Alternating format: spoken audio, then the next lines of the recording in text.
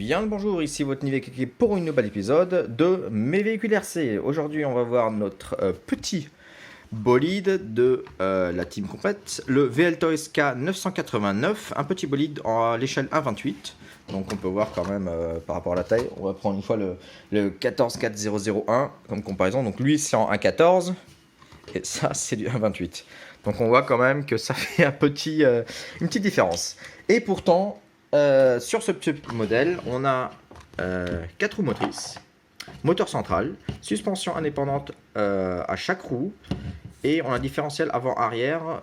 Est-ce que c'est des vrais différentiels? Je peux pas tout à fait dire, j'ai pas encore démonté pour vérifier parce que je sais pas pourquoi, mais j'ai pas envie de croire que c'est des vrais différentiels qu'il y a là-dedans. Sinon, speed, on est environ en moyenne à 30 km/h, ce qu'on peut changer encore en changeant ici le ratio sur les pignons. Il y a un set qui vient avec l'outil pour changer les roues. On a aussi un kit de pignons pour pouvoir changer le ratio du moteur pour le rendre plus lent ou plus rapide. Par défaut, il est ramené avec la vitesse moyenne qui est donnée à 30 km/h. Je n'ai pas testé, j'ai pas encore de speedomètre pour tester ça, mais il est rapide. Pour sa taille, il est vraiment rapide. Vous allez le voir de toute façon dans la vidéo plus tard.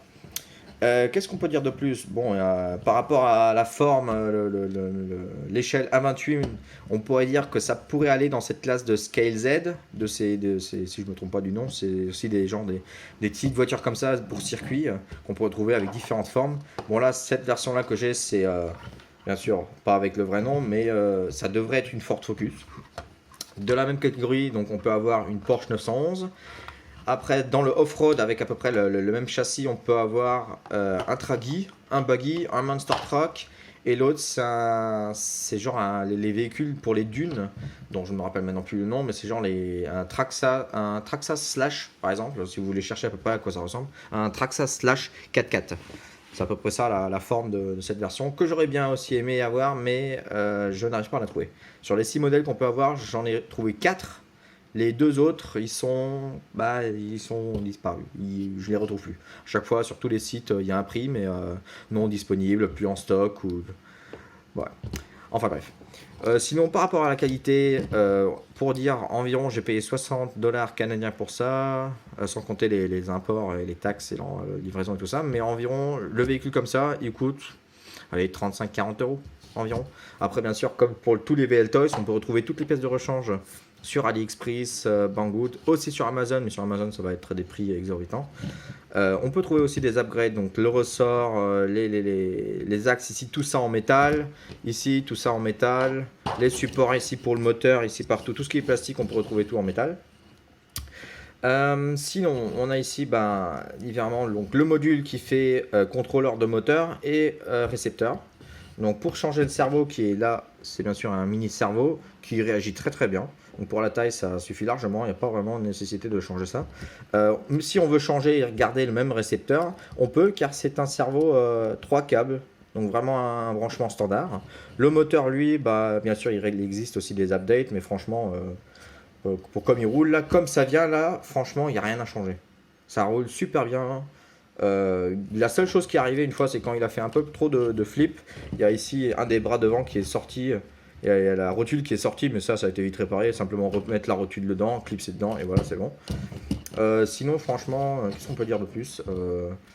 La seule chose que je déconseillerais avec ce véhicule, c'est on peut rouler aussi dehors avec, mais vraiment, genre sur les routes, le gravier, peut-être pas trop, parce que la distance, il n'y a pas vraiment d'espace libre. En tout cas pour ce modèle là, pour le Ford Focus, il n'y a pas vraiment beaucoup d'espace libre en dessous, donc les caillasses et tout ça j'éviterai. Le sable, je vais pas essayer, ça pourrait peut-être marcher, mais sinon c'est vraiment pour la route. À l'intérieur c'est hyper fun à jouer avec. Sinon vraiment si vous avez la possibilité d'avoir genre un terrain à l'intérieur dans les genres de stades ou dans des bâtiments de sport ou autres, c'est vraiment le circuit parfait pour ça. Bon sinon il y a quoi dire en plus, en dessous tout en métal. Ici encore un deuxième étage en métal pour fortifier un peu le tout. Sinon la batterie qui vient avec c'est une petite LiPo 2S 7.4 volts avec 400 mAh. C'est une petite batterie. Quand on imagine maintenant, on va prendre une fois une NIM, ça c'est une batterie par exemple de mon Grasshopper. Oui, par exemple c'est le même voltage, mais bon ça c'est une LiPo, ça c'est une NIM. Ça c'est une 4200, donc une 6 cellules, 4200 mAh, et ça c'est une 400. Donc ouais. Et je conseillerais aussi d'acheter en même temps un set ou peut-être 2, 3 ou peut-être même plus de batterie. Parce que bon, c'est une petite 400 mAh, ça paraît petit. Pour ce véhicule-là, ça suffit quand même pour jouer à peu près 20-25 minutes avec, avant qu'il désactive automatiquement. Car le branchement se fait pas par l'alimentation comme normalement les LiPo, mais se fait vraiment par le branchement de sécurité. Donc vraiment, ce branchement il est utilisé pour superviser la batterie quand elle est en charge. Mais sur cette voiture-là, on branche vraiment par ce connecteur-là. Donc je sais pas si maintenant c'est lui qui va gérer, genre arrêter la voiture avant que lui soit complètement chargé. Parce que normalement pour cela on peut acheter des beepers qui se branchent là-dessus et qui vont biper s'ils descendent sous un certain seuil de voltage sur les cellules pour éviter de descendre trop le voltage sur les différentes cellules pour endommager la batterie. Mais puisque là c'est vraiment branché sur ce branchement, ça se pourrait que c'est lui qui gère, mais j'ai pas de réponse définitive par rapport à ça.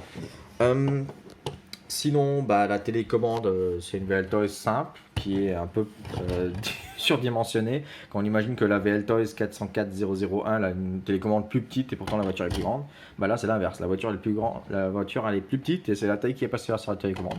Télécommande, rien de spécial, 2.4 GHz, de channel, avancé, reculé, gauche-droite. Le ping, il est plutôt bien.